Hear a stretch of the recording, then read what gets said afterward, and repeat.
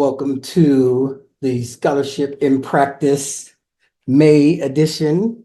I would say that they save the best for last, but if you have been joining us for these throughout this year, you know that we have had some great presentations and plan on continuing that through next year. Today, we're going to be talking about expanding students' worldviews, how to assess and activate globalization at colleges and universities worldwide. It's a study that I've been working on particularly for a while. And I want to take the time to introduce this handsome devil. But before I do that, the Q&A is open. If you have questions, you can put them in the Q&A and I will answer them as I get to them. And we'll go from there. All right, so my name is Dr. Link Johnson. I'm a visiting assistant professor here at the University of Nevada, Las Vegas. I teach in the Department of Early Childhood, Multilingual, and Special Education. I have been an educator for most or all of my adult life. I started teaching at the ripe old age of 22. I never wanted to be in education. I come from a family of educators, and those that have taken my classes or have heard me speak know that I always say this. I preface everything with, I hated teachers growing up because I grew up in a family full of them.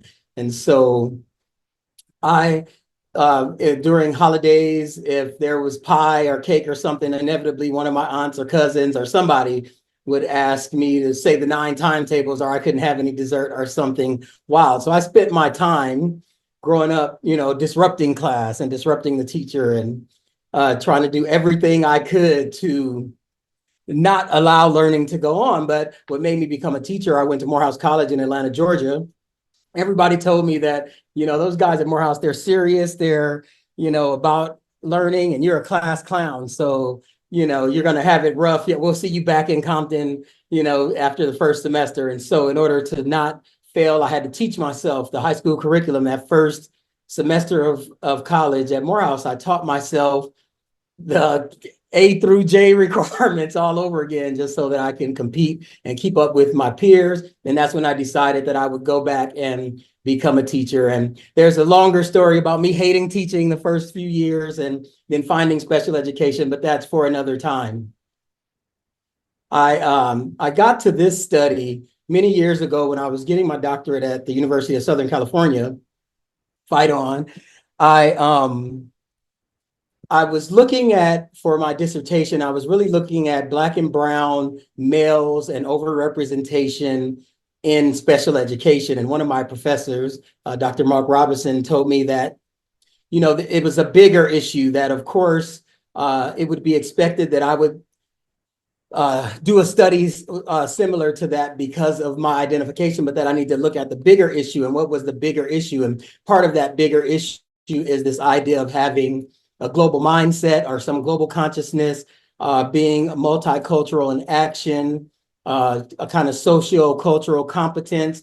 And so I joined his dissertation group, which was Globalization in Higher Education. And I wanted to define that. I wanted to define what globalization was. And so what I did is, over my study, I called all around the world and I started traveling. Something about myself you may not know is I lost my leg in a horrific football incident that led to amputation. And when I was going through that process, I realized I haven't really been anywhere. I haven't experienced anything. I thought that my life was going to change. Inevitably, it did, but I thought it was going to change much worse than it did.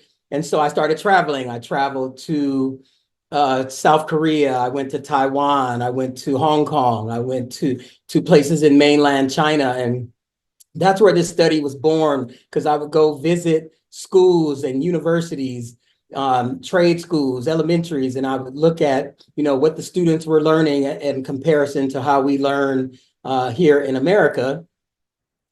And then I started talking to experts in the field. I started reading the research about globalization and what it was. And on my travels anywhere. When I would go present, let's say in Vancouver, British Columbia, I would go visit the University of British Columbia. If I'm in Minnesota, I would go visit the University of Minnesota. And so I started getting this feedback and these understandings of what globalization looks like.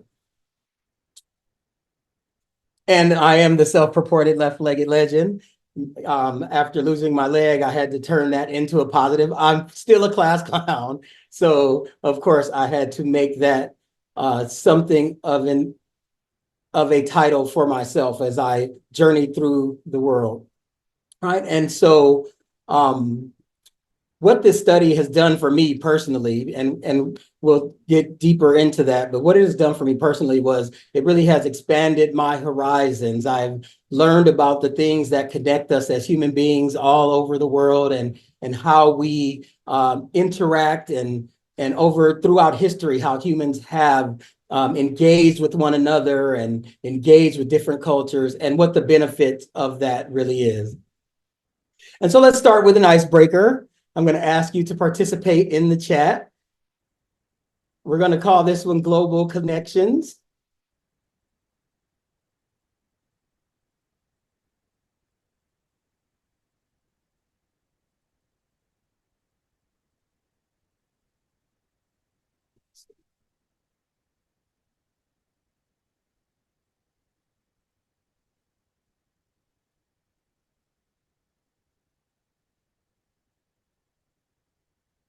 No?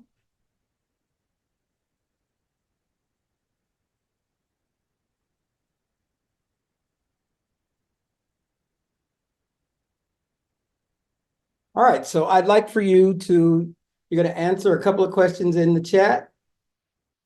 So I want to know, where are you logging in from? What city, state, country are you logging in from? And I made invitations around the world. So in the chat, if you could tell me where you're logging in from. If you're logging in from a place that is different from the place that you grew up, let me know that as well. And especially if you are logging in from another country, we want to hear from you.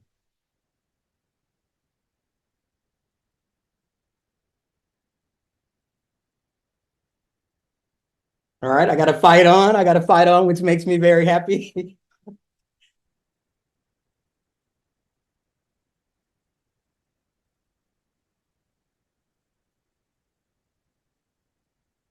lot of Las Vegas. We have Chicago, Mesquite, Nevada.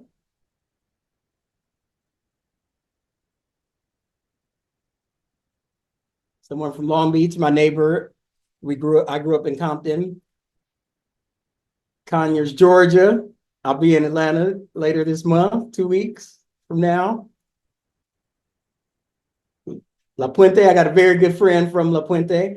All right, so as I go through and check some of these out, I want you to also let me know an experience that has highlighted the impact of globalization in your life. So if you've been able to travel somewhere or meet someone from a different area or interact with people from different cultures, how has that influenced your life and the context of how you see, experience, and interact with the world? That's a very important theme of what we're doing today.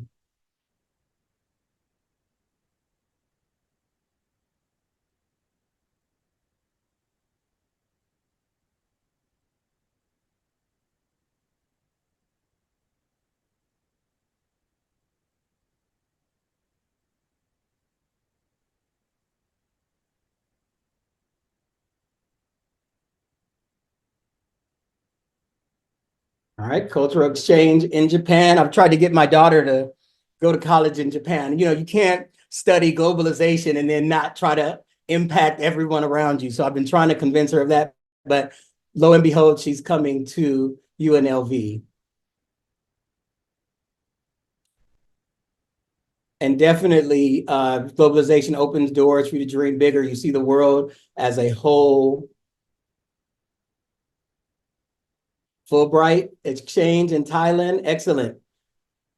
Excellent. So keep putting those in there. I'm going to reference some of your responses as I continue through.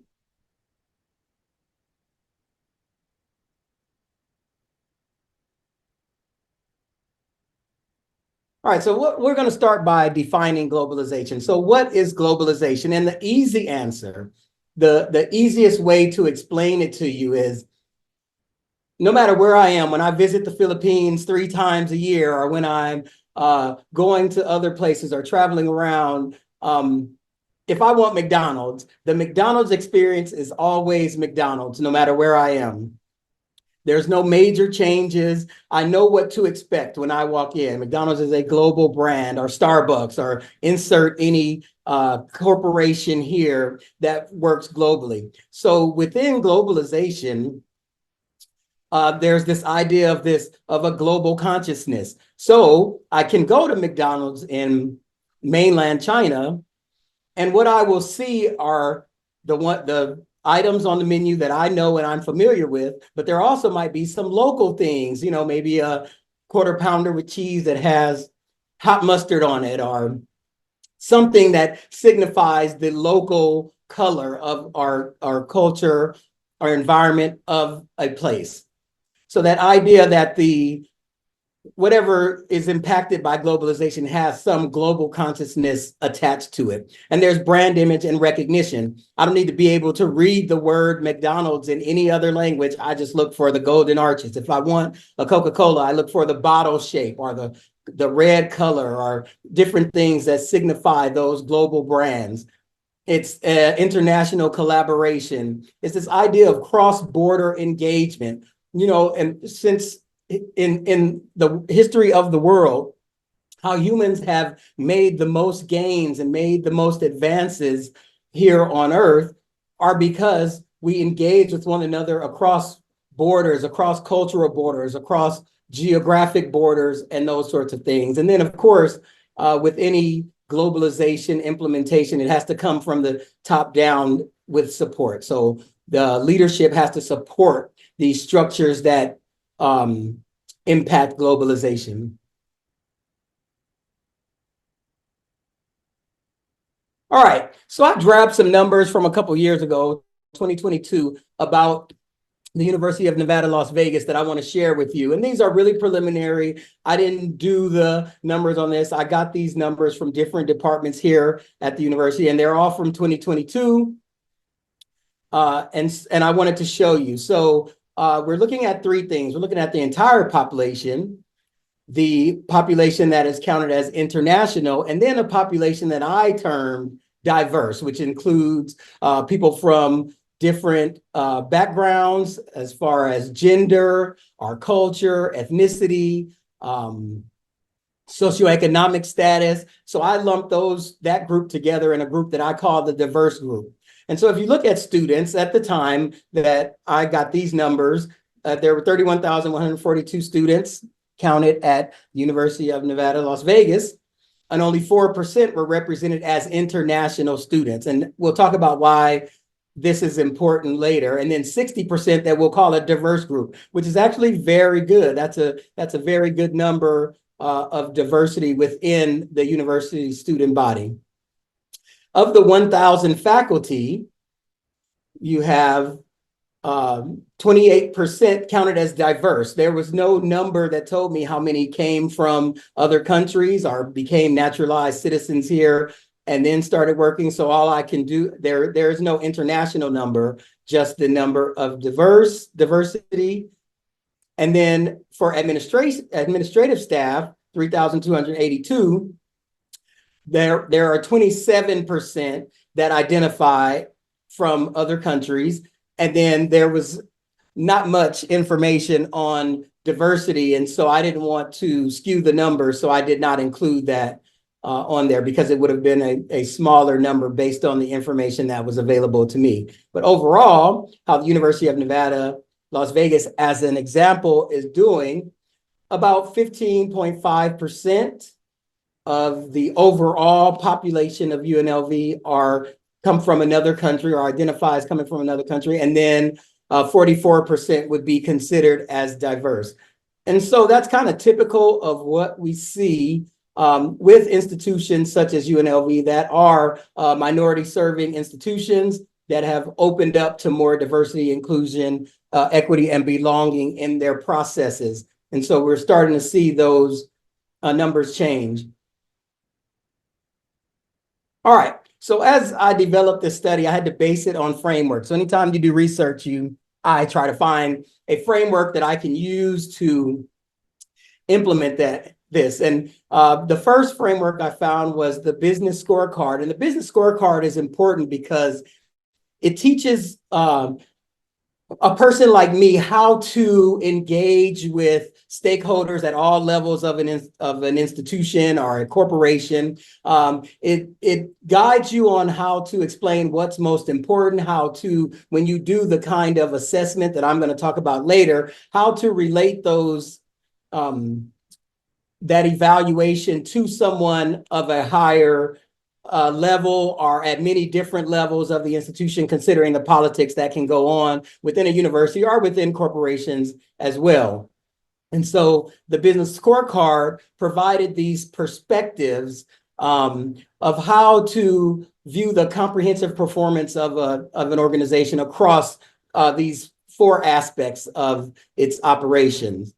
Some years later, some academics created the academic scorecard, where they adapted the business scorecard into the academic arena, looking at colleges and universities, looking at the K-12 system, and how to be able to come and explain all of the results of their studies to people from all levels of the institution, from the president down to the individual students, to family members, parents, and anyone that you would come in contact with, fundraisers or those sorts of things. So it gave you the information on how to explain academically about policies, processes, research, or data that have been observed. So then I took those two, and I adapted it into the globalization scorecard, where I am creating a tool that organizations will use to assess their level of engagement and success in the global marketplace. The reason why this is important is because before my study originated, there was nothing that identified what globalization meant, particularly at the school. What does it mean to create global citizens? We see that a lot when we look at schools' missions and vision statements, and you see organizations spending a lot of money to engage in what they consider are global activities, but there was no definition of what that means. So what I did is I did a study where I created 17 indicators of globalization. This is what globalization looks like. And I did that by visiting what I consider to be global universities around the world. I spoke to administrators at these universities, vice presidents of global initiative, or vice president of globalization studies, and those sorts of things, and as well as researchers, institutes inside universities that focus on globalization. And what I did was I interviewed them. I asked them all the same 10 questions. And then I pretty much just, like denominators, I just circled the common interest, the common responses, the common words, and I came up with these 17 indicators. Now, of course, when I started, I didn't think that there would be 17. I asked 10 questions, so I was looking for 10 things, but there was a rich and varied amount of information gathered. But those 17 indicators that I'll explain later came up, immediately and without error. Every person I talked to mentioned those 17 in our conversations. And so looking at schools having a market presence, making money internationally. One thing that administrators really like about international students are that international students generally pay the full freight for school. And so that increases revenue. That increases the amount of resources that the school can use to come up with social and cultural programs to fully integrate them into the school environment. You can expand into new markets. The world exists. I grew up in the hood, right? The hood, not the hood that these rappers rap about, like the for real hood. And so one of the things that taught me is how to navigate places and how to navigate things. And so I always used to tell my students that, college is this labyrinthine kind of enigmatic place where you go and the first time you're there or the first times you're there, you're looking around, you're trying to find things. And people are generally like, well, I generally only work or go to class in this building. I don't know what else is on campus, or I can tell you where the student union is and where the dorms are. But other than that, I generally just go to these one or two buildings. And so it's really this idea of cultural adaptation, right? And indoctrinating yourself into the culture of a place. And then, of course, the globalization scorecard is a strategic management tool, right? It's going to advise universities on how to utilize their resources and what areas they should be spending money, what parts of the world are looking for the opportunities that they provide.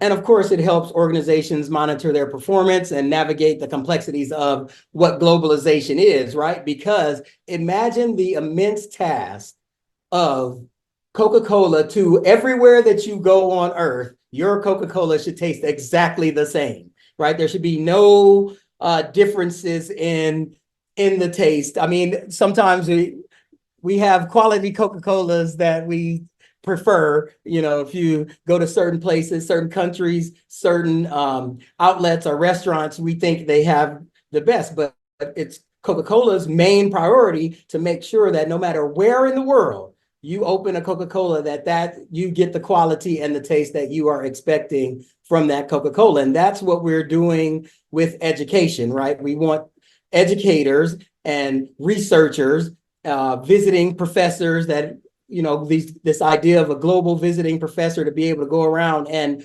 increase the academic rigor to a point where you get that same experience wherever you go in the world, right? And so by measuring, analyzing this against these benchmarks that I'm setting up, organizations can actually become these global entities that they are purporting to be, right? And they can create students that are, globally minded and globally conscious and global citizens that see the world as a whole world, right? A lot of times, I used to run a school inside a prison, a couple of prisons, but one in particular in California City Correctional Facility. I ran the school inside there, and I used this study. I adapted this study in my leadership of that prison because I realized that a lot of my students, they come from places where they were gang affiliated, or they grew up on low socioeconomic status, or, they were,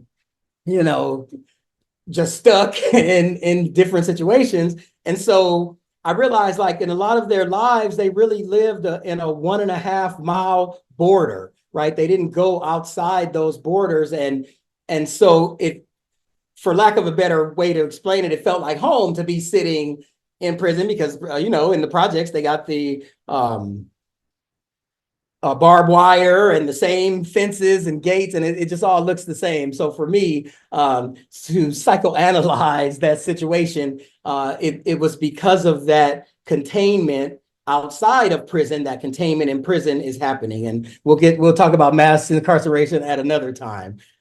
However, if you instill these ideas of global strategies and global citizenship, and in every room that I worked in, whether that as an instructor or as the leader of the school, I wanted to have a map in there or a globe so I can point to places. I could talk about places I had visited and places that I love in the world that I would want to go to expand those horizons. And that's what makes it important.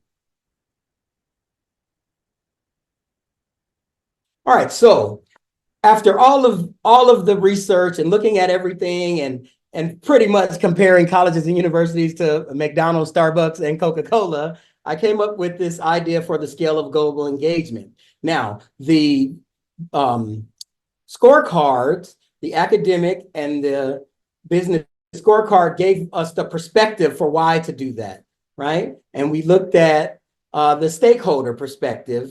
We looked at, I created 4 quadrants: the stakeholder perspective, the international business perspective, innovation and learning perspective, and academic management perspective. I'm going to talk about another framework, a supplemental framework that I used called that gave us the approaches to internationalization, and those are the rationales for why we do it. So I coupled the perspectives with the rationales under 4 quadrants, right? And so the most important thing on any of those quadrants are that no matter where your school is located, how large it is, how small it is, whether it's public or private, you need to have students from international backgrounds, faculty and administrators that uh, come from different places or have experience living in different places and understanding different cultures and immersing themselves from somewhere else. That is the most important indicator of globalization in this study, that exists. And a lot of times, unfortunately, our administrators are very monocultural. To someone like me who went through 18 years of college education, my faculty was pretty much monocultural, right? And so it would have benefited me, and it benefits our students when they can interact with peers that have different backgrounds, and that they're learning from people whose perspectives come from different ways of thinking, believing, and interacting with the world. And definitely from administrators who have some experience immersing themselves in other cultures, learning other languages. You know, that's one of the places that we, as Americans, we're behind in that fact when we look at globalization, that, you know, students from other countries don't necessarily come here and meet people that can speak their language or translate for them in class or help them with things. And so that's something that we really need to work on, is increasing the numbers. And if you notice, international students, faculty, and administrators are across all 4 quadrants of the scale. So, and I'll show you later in the ranking how it fits under each one of those. And so under stakeholder perspective, which means the people affiliated with the college or university. So that means, you know, students, their parents and family members, extended family members, alumni, faculty, staff, administrators, donors, foundations and institutes that support the university, right? Different governmental structures. That means that's everybody. Everybody, when you think about higher education, everybody's a stakeholder in that. And so under the stakeholder perspective, that means your stakeholders need to have a consciousness of global activities, a consciousness of globalization on whole, that when they think about something, they think about how it impacts the world, how it can impact society, how it impacts culture, global programs and activities that students and faculty and other stakeholders can interact in and benefit from. And then, of course, this idea of meaningful interaction. And if any of my students are here, they can attest to you that I am a big proponent of meaningful interaction. So I'm going to sit here for about 15 more seconds and talk about it's not good enough just to have outsiders come into your environment and then you call it global. Those people that are coming from somewhere else are bringing in other perspectives need to be active, integrated members on your campus. There needs to be activities, there need to be opportunities, there need to be things going on campus and around campus that include those people. You cannot have a Black student union and then only interact with Black people, right? The Black student union should interact with everyone. And you can't have, you know, students coming from their home countries and get out here and then they only interact with those who are from their country in these enclaves. So it's very important that under the stakeholder perspective and this social cultural rationale for globalization and creating global citizens, which is what our missions say, we need to make sure that people are integrating and interacting on campus at a full level, right?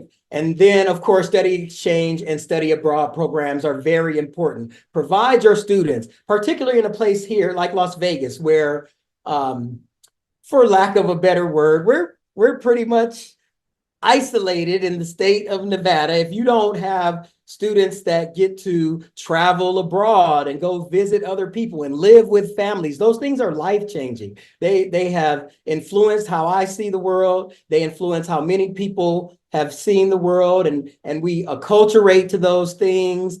And in my personal life, it has just been so important that I was able to go abroad and really meaningfully interact with people in other places and countries. Then under internal business, because the school is a business, we have to start thinking like these global brands. We need to have brand image and recognition. I had an experience. I went to South Korea.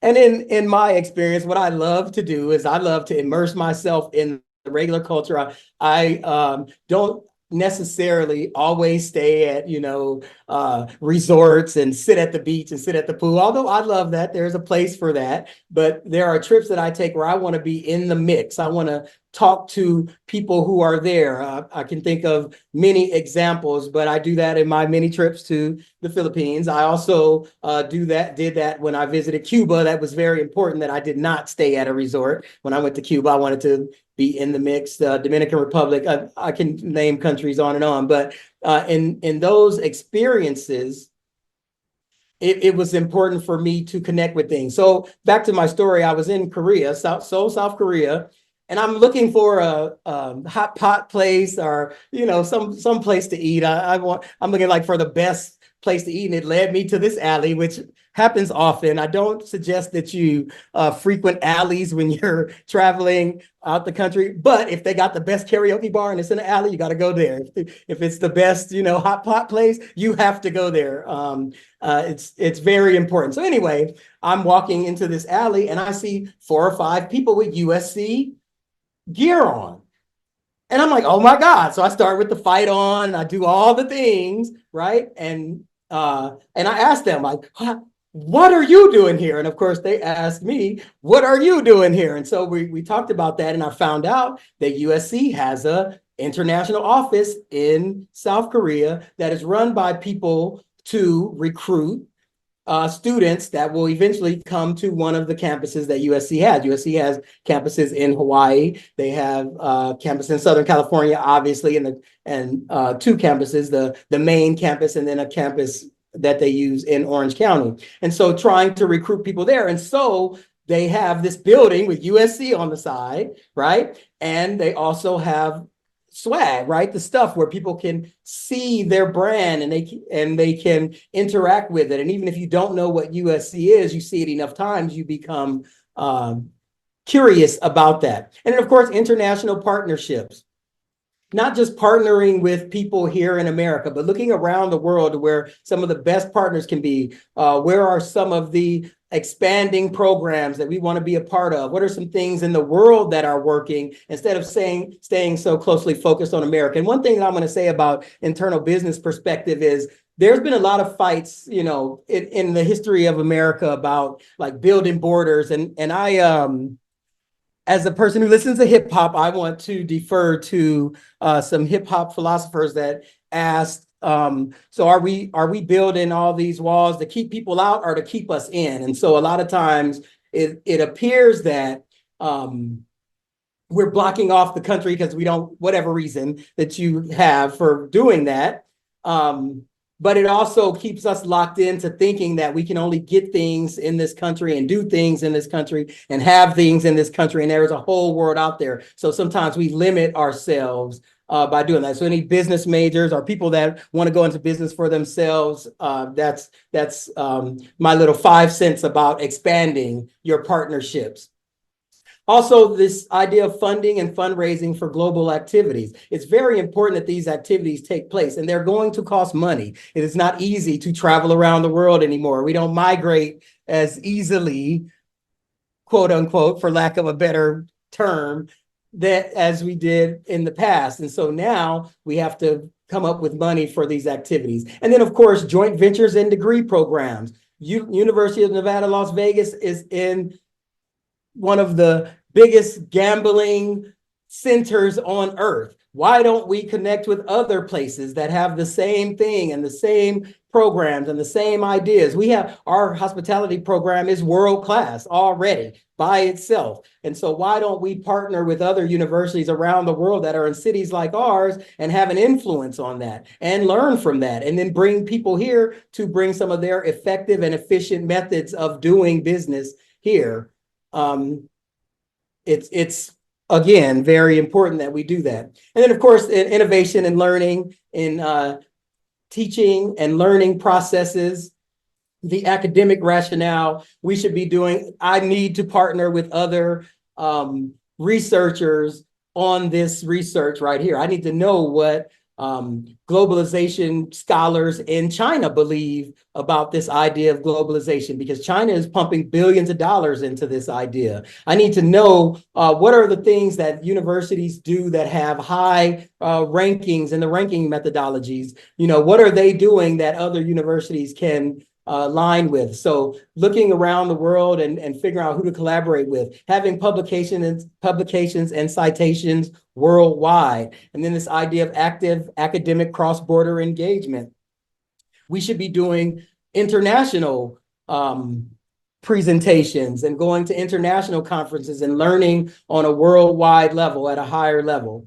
And so those things are very important. And I'm not just talking, I practice what I preach. I have presented in France, I presented in Canada, I am going to present in the Philippines this summer. And so, you know, we have to get out there and put ourselves out there. That is rebranding UNLV to a whole other audience that may not have heard of us or may not know the great things that we're doing here in Nevada that we need to share. Particularly this study, because I think this is a great study. I couldn't help it. I'm sorry. And then, of course, having visiting scholars, doing joint appointments where maybe I do a semester here and then another semester at National Taiwan University in Taipei, right? Or something of the like. And just having the mobility for faculty and staff to have these experiences with these partnerships that we're creating and with these joint ventures and programs that we should be doing out in the world. And then under the academic management perspective and the political rationale, because I don't know if you know, but colleges and universities, schools in general, K-12, can be very political environments, right? If you don't know, I'm telling you now that they can be. And so really what it takes is just top-down administrative support and involvement. The administration has to know that these are great tools to help expand university programs, to help expand university reputation and a world-class status. Having international offices. I told the story about being in South Korea. There are American universities with offices around the world. You can almost find an American university or some partnership with an American university almost anywhere in the world that you can visit. Those things need to exist because there are people that it's their dream to come to Las Vegas, right? It's a world-class city. And so we need to make those avenues available to them. And then this idea of closely coupled systems. In education, we work and we live in silos. When I was a classroom teacher, I could close the door of my class and I can teach how I want to teach and teach what I want to teach and all of that and just live in a silo. But education is collaborative. We should be working together. We should be expanding each other's worldviews and expanding each other's horizon, right? And so those are the things that have to be done. And of course, part of this study includes ranking methodologies. And so when you see those magazines, that 100 best colleges and universities in America, the 10 best in the world, there are whole websites. If you really want to nerd out with me, I invite you to email me or find me and we could talk about this all day. And so having parsed through these rankings methodologies, one of the things that people need they need to have awards. You need to be getting awards and fellowships and having international recognition throughout the world, right? Those are very important political tools that will help expand the brand of your university. All right. And so one of my personal globalization stories is that I converted to Buddhism in China. I was visiting there for part of this study, but part of it was being an ambassador with the prize program at USC and visiting Chongqing, China. And then outside of Chongqing, there's an area, Dazhu, and they have the Dazhu rock carvings, and they tell the story of the Buddha from birth through enlightenment. And I was having a bad day. I've had 15 surgeries on my leg, or 14 surgeries and an amputation. And so I was having a bad day. I still had my leg and I was just having a bad leg day. And those of you who have been around me heard me describe those. And so I really wasn't feeling it, and I wasn't really looking for anything. But anyway, we get to Dazhu and I walk into a cave and there's this gold or bronze statue of this goddess with 1,000 arms and eyes in the hands, and just a big, beautiful statue. And I had this spiritual moment. And I told myself, okay, Link, come on, man, don't start tripping because you walked into a cave with a beautiful statue in it. And I asked the tour guide, I said, who is this? What is this? He said, oh, that's Kuan Yin. She's the goddess of mercy and compassion. You should do what everybody else is doing because of your leg, because of course, I was complaining all day. Also, if you know me, you know that I'm a big baby. So I was crying about my legs. She said, hey, you should, do what everybody else is doing. And I saw people kneeling and bowing and doing stuff. And I just kind of sat down. Now, I'm not going to do that because I didn't come to China to be tripping. I wasn't looking for any of this. And so I sat and did that. But I decided then that I was going to look more into it. I ended up looking more into it and ended up converting. So I have to share that with you today. We need to set an intention about expanding students' worldviews, right? The first thing that we have to know is that international stakeholders are vital. Having alumni, having students, having faculty, staff, administration, working with companies from outside of the country. That is a vital intention for helping students expand their worldviews, because they're going to, hopefully, if you create an interactive and interculturative environment, they will interact with those and be learning as they do that. Global consciousness should be integrated at all levels. If we're creating global citizens, then they need to already come with some idea of global, or when they get here, we need to inject them with this idea of global consciousness and let them know that, yes, the University of Nevada, Las Vegas is situated in, Las Vegas, Nevada, but you're going to learn about places all throughout the world and opportunities and interests that take place everywhere in the world. And then, of course, brand image and recognition. There should be people in other countries wearing scarlet and gray. There should be people in other countries that know about our university and programs that we offer, and have the opportunity to get information and be able to share that with them. And then, of course, international collaboration. It's one of my goals in being here, is to pull people together. We should have a brother or sister university that we can interact with, we can assist, we can collaborate, and we can work together on things. We can put researchers together to look at things like this study and to expand them into a more worldwide, world-class system.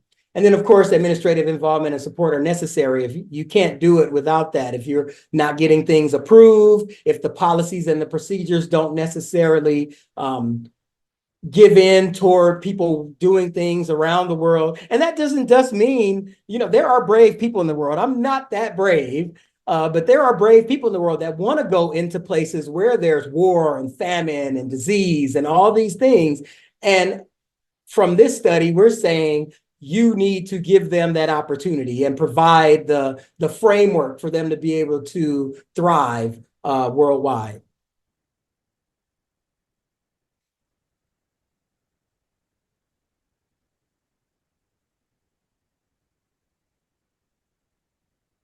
All right, and so the next idea is this idea of globalization as an added value.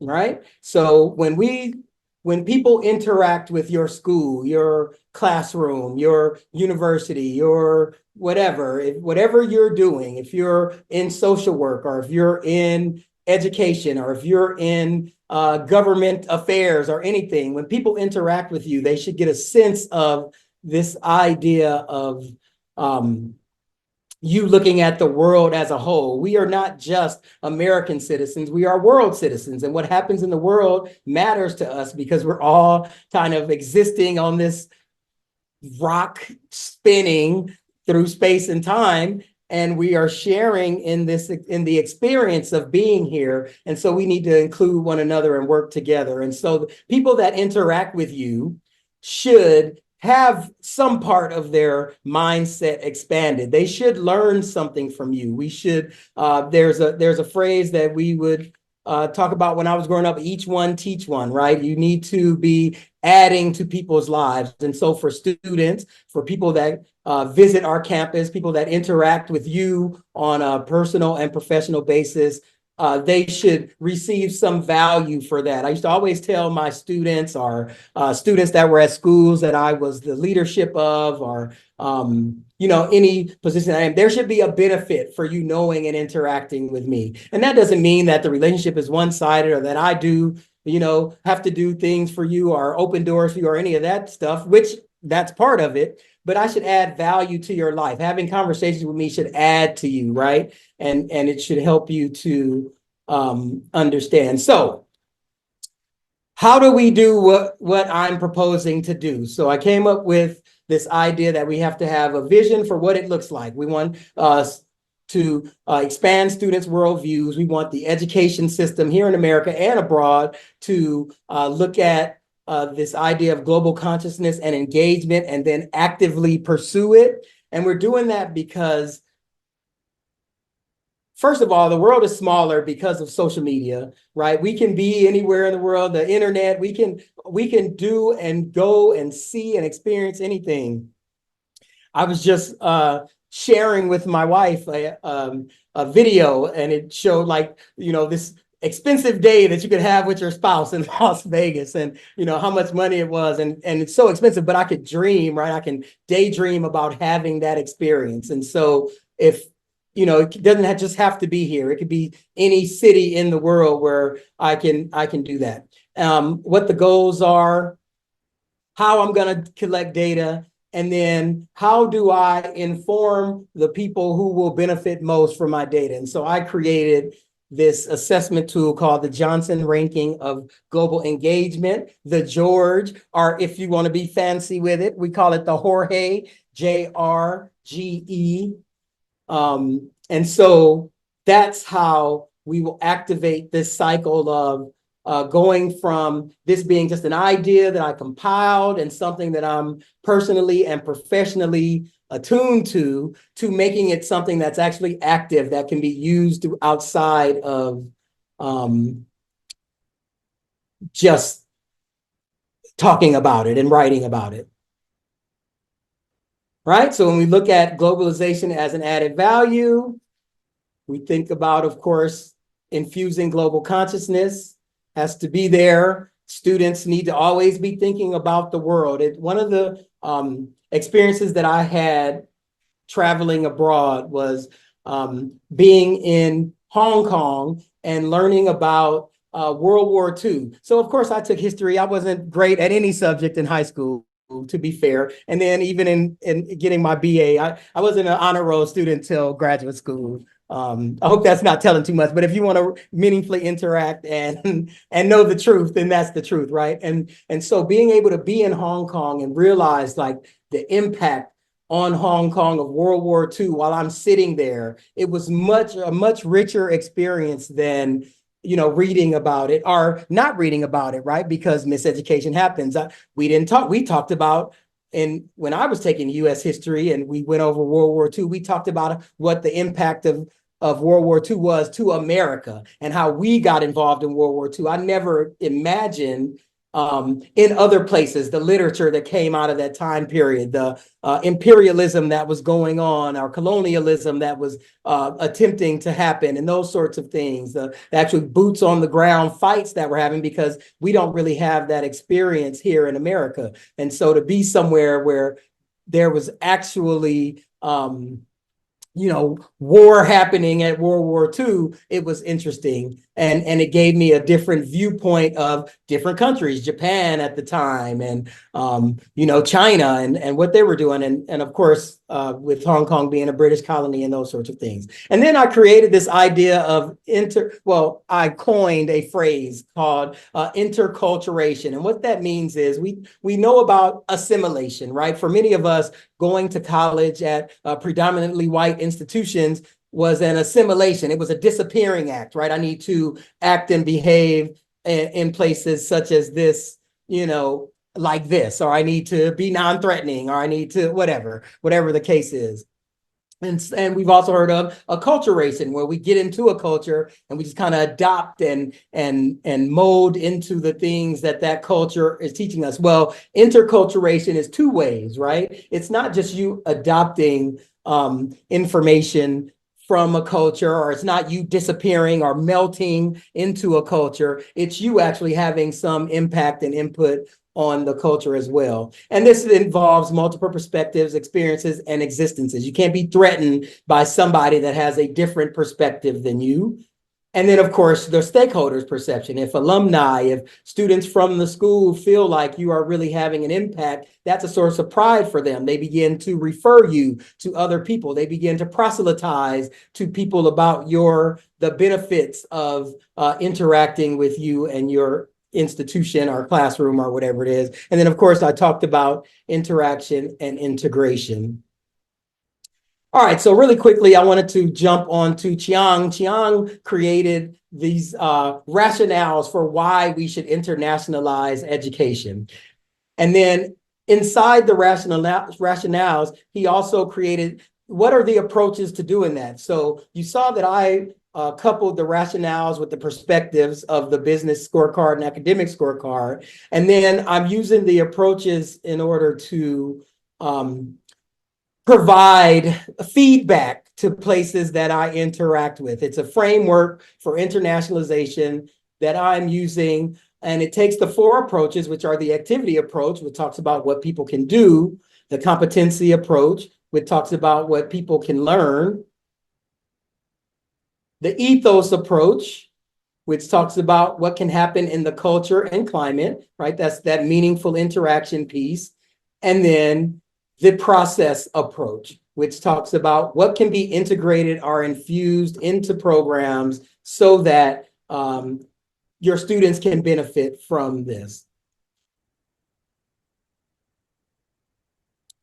And one of the most important things are the student and faculty experiences. If people feel like they have a voice, if people feel like they have efficacy or confidence, or they are valued members. We talk a lot about diversity, equity, and inclusion. But one of the most important things that we leave out of that equation or that acronym, that abbreviation, is belonging. People have to feel like they belong. One of the things that has made me more present here on campus at UNLV is because I feel like I belong. I get invited to different things. We have things like this where I can interact with scholars and nerd out on things that maybe I'm not studying, but looking at what other people are studying and those sorts of things. And so it's very important to do that, to include these experiences in what we're doing. And what that looks like is, developing international curricula that's worldwide, specific programs. I talked about hospitality. Our College of Education is absolutely world-class. I could just list them all. I interact with the physical therapy department, different science buildings, engineering, architecture. Like, we have programs that really are doing great things for the community, and we need to expand that and let people know. And having global economies, ways to interact financially with other places. And then, of course, collaborative work across district disciplines. And then this word globalization, right? That's where you take your local aspects and you make them global. The whole world knows about 4.3 miles of our city, which is called the Las Vegas Strip. The entire world. When people think about weddings worldwide, they think about Las Vegas. People want to come here and get married, and the lights and the glitz and the glamour, right? And all the things that we don't even participate in. We live here and we avoid it like the plague. But in the world stage, it is very important. And so that's something our once again, and I don't mean to keep talking about just one program, but our hospitality program, right? It's world class. We can work with other institutions on how to develop those, how to implement programs, how to expand or have impact on programs as well.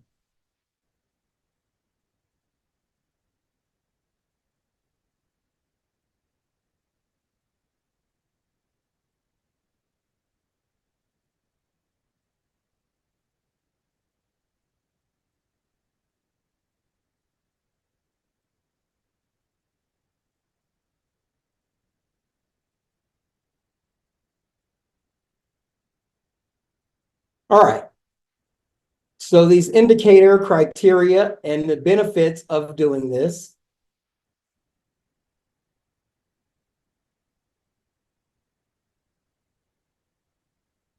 Right? It has to reflect core values.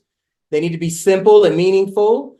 The things that as we expand this study, it needs to be easy to represent visually. People don't have a lot of time. The CEO of a company, the president of a university, those administrators, they don't have time to really go through everything that I need to talk about. And I talk a lot, right? So they may not want to hear all of that. So I need to be able to represent that for them. We need to facilitate organizational learning, changing thought patterns and processes, and support comparisons between these singular units. I keep mentioning the College of Education, for example, but then the units within the College of Education, and then those outside of there and how they interact. And then, of course, this analysis needs to be over an extended period of time because things will change. Technology will increase and impact. All right, so I wanted to give you a chance to see the George or the Jorge in life. This is just a simple spreadsheet model of it. I envision it being more digital, where the assessor can come in and just put in. So you see it's broken down into the perspectives and the rationale. It has the indicators broken down, and each one is worth 5 points. Each one you get a 1 or a 0 for having it or not under each of the approaches. And if you have all 4, that's a 5, and then different versions of that. And so in that way, we can provide information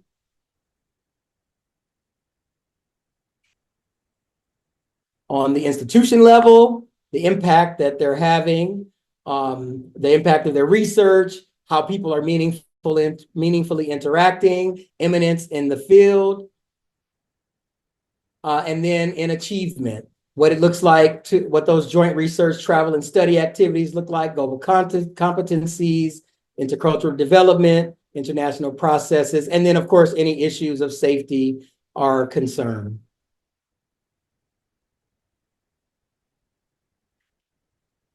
All right, and as we wrap up these last few minutes,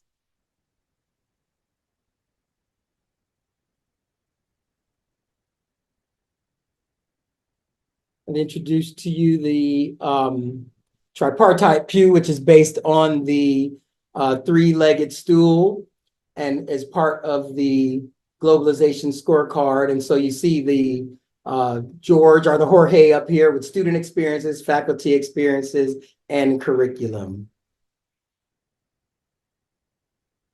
And then this is the way that I would provide feedback to the organization, which activity, what I prescribe for them to do, how to resolve it, and then their best practices, needs, and follow-up.